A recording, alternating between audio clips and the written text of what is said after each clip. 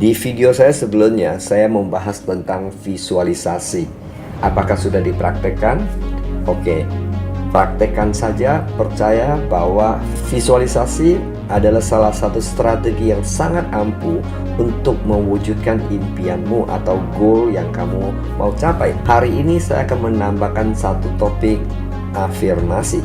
Sebenarnya penggabungan dua strategi ini, visualisasi dan afirmasi, merupakan suatu strategi yang luar biasa untuk mewujudkan impian kita atau apa yang kita mau dalam berbagai aspek kehidupan, baik kesehatan, baik materi, baik pencapaian-pencapaian lain, even spiritual. Strategi ini saya terapkan sekitar 20 tahun terakhir ini dan hasilnya sangat memuaskan. Dan apa itu afirmasi? Afirmasi adalah kalimat-kalimat yang dengan sengaja kita memilih, yaitu mengaffirm atau menguatkan apa yang kita mau, termasuk misalnya dalam impian kita, dalam goal kita, dalam visi kita, dalam misi kita bisa afirmasikan. Ada beberapa hal yang perlu diperhatikan tentang afirmasi ini. Pertama, bahwa afirmasi itu sifatnya personal, individu, tailor-made. Jadi kita tidak perlu harus menyontek orang lain punya. Apa yang ada di dalam daftar impian atau goal saya atau misi dan visi saya, sesuai itu yang saya mau dan saya afirmasikan, dan saya memilih kata yang sesuai atau nyaman saya ucapkan.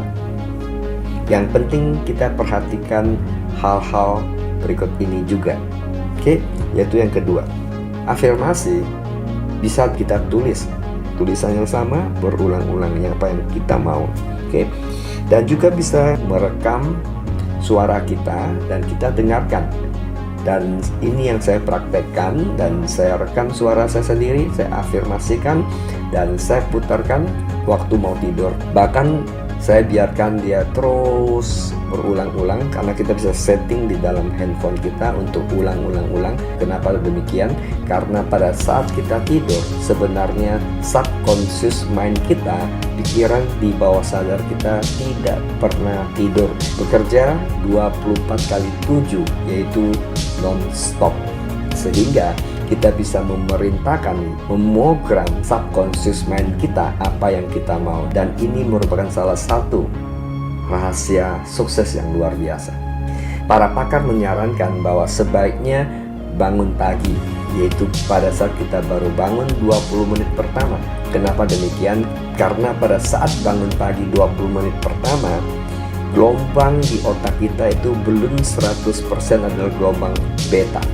Beta adalah kondisi conscious atau sadar, sehingga kita banyak menggunakan logika di sini.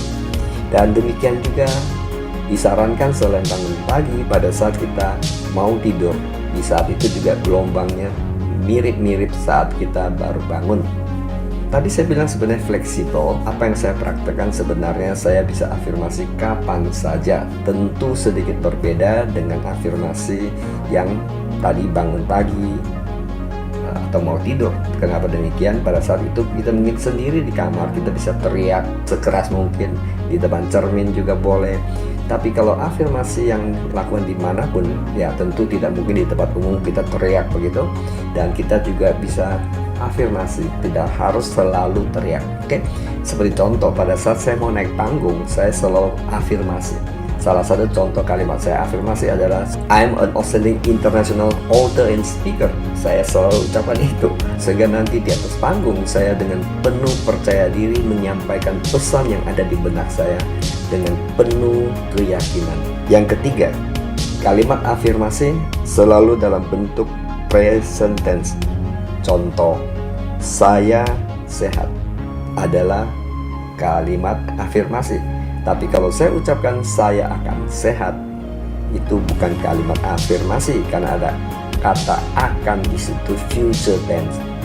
Oke, kalimat saya akan kaya bukan kalimat afirmasi. Kalimat afirmasi adalah saya kaya sekarang juga, dan saya sering tambahkan kata sekarang juga. Kenapa? Nah, di sini letaknya. Kadang-kadang kita terlalu menggunakan logika kita, Misalkan saat ini kita belum kaya, tapi saya bilang saya kaya sekarang juga, terjadi satu konflik resistensi antara conscious mind dan subconscious mind kita. Di sini logika kita mengatakan enggak itu, tapi kita bisa program ke subconscious mind kita, membuat dia percaya bahwa saat ini saya kaya, karena subconscious mind kita tidak bisa membedakan mana yang nyata, mana yang tidak nyata, sehingga kita bisa perintahkan ke dia bahwa saya kaya, dan itu membuat tindakan saya menjadi orang kaya. Demikian juga menjadi sehat dan seterusnya. Yang keempat, kalimat afirmasi selalu menggunakan kata-kata positif. Contoh, saya tidak gemuk lagi, saya tidak miskin lagi. Tidak gemuk, tidak miskin, yang dicatat adalah gemuk dan miskin, sehingga kata tidak ini sama sekali tidak bisa dipakai. Penggantinya selalu kata-kata yang sifatnya positif. Contoh, saya tidak gemuk lagi menjadi saya langsing dan sehat. Demikian juga saya tidak miskin lagi, tidak bisa dipakai seperti itu. Yang kita gunakan adalah saya kaya, saya kaya, saya kaya. Yang kelima, kalimat afirmasi itu singkat, padat, dan jelas, dan sangat berenergi. Saya sehat dan kuat, saya sehat dan kuat, saya sehat dan kuat, saya sehat dan kuat. Nah, ini contoh kalimat afirmasi. Yang keenam, bahwa kalimat afirmasi sebaiknya dengan emosi, ada emosinya, ada energinya, sehingga kita menyampaikan dengan sangat bersuka cita. Saya bahagia, saya bahagia, saya sehat dan bahagia, saya sehat dan bahagia. Seperti ini, sehingga disampaikan dengan penuh semangat dan bahagia, dan ada emosinya. Yang ketujuh, dan selalu mengulangi pengulangan. Saya kaya, saya kaya, saya kaya, saya kaya, saya kaya, saya kaya, saya sehat dan kuat, saya sehat dan kuat, saya sehat dan kuat, saya sehat dan kuat. I'm happy, I'm happy, I'm happy, I'm happy, I'm happy, dan seterusnya. Dan selalu pengulangan, pengulangan, dan pengulangan. Oke, sekarang apakah afirmasi it works? Oke, jawabannya adalah tergantung. Oleh sebab itu ada yang mempraktekkan afirmasi, dia bilang it doesn't work. Yes, it doesn't work kalau kita tidak percaya. Dan faktor kedua, kadang-kadang kita tidak sabar. Sama seperti doa, ada doa yang cepat terjawab, ada doa yang butuh waktu. Contoh, saya punya impian rumah, ada lapangan golf. Ini saya membeli rumah yang ada lapangan golf itu butuh waktu yang panjang, lebih dari 10 tahun. Namun saya terus afirmasikan dan terjadi. Tapi juga sekali terjadi, pengalaman saya mengafirmasikan, ada yang panjang, ada yang singkat. Nah, kuncinya di sini adalah percaya. Seandainya saya berdoa sama Tuhan, minta mobil, pada saat saya hanya naik sepeda motor, Tuhan, saya minta mobil. Seperti itu. Katakanlah ilustrasinya saya minta sama Tuhan ini, saya bisa menganalogikan seperti ini. Saya minta teman saya kirim mobil ke rumah saya. Tapi pada saat saya kirim WhatsApp, katakan seperti itu, Wi-Fi-nya tidak connect. Jadi saya minta, saya sudah tulis di WhatsApp saya tekan send, tapi Wi-Fi-nya tidak ada. Mungkinkah teman saya kirim mobil ini? Tidak, karena dia tidak menerima pesan. Demikian juga, apakah Tuhan mendengarkan kita punya permintaan? Jawabannya bisa tidak. Kenapa? Karena kita tidak yakin. Yakin inilah adalah wifi-nya dari afirmasi. Pada saat kita yakin, itu connect. Pada saat kita tidak yakin, disconnected. Banyak orang kadang-kadang minta sesuatu tapi dia nggak percaya. Mungkinkah terjadi kalau kita meminta sesuatu namun kita tidak percaya? Kenapa terjadi? Karena kita menggunakan logika kita. Mana mungkin, misalkan ada teman kita sakit, hasil report dari dokter, dan dokter juga mengatakan sama, orang ini paling bisa bertahan hidup 3 bulan. Nah, tentu keluarganya, kita sebagai teman dekatnya ikut berdoa.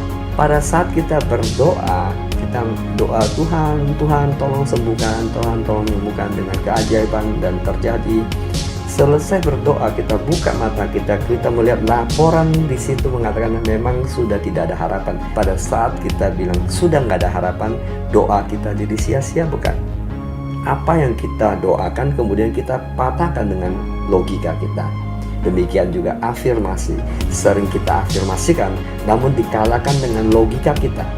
Saya kaya, tapi kenyataan miskin. Saya sehat, kenyataan tidak sehat. Dan ini sering terjadi benturan atau ketidakyakinan terjadi menjadi disconnected. Wi-Fi-nya disconnected. Oke, seperti ada yang tertulis, ketuklah, mintalah, maka akan diberikan. Selamat mempraktekkan. Thank you for watching.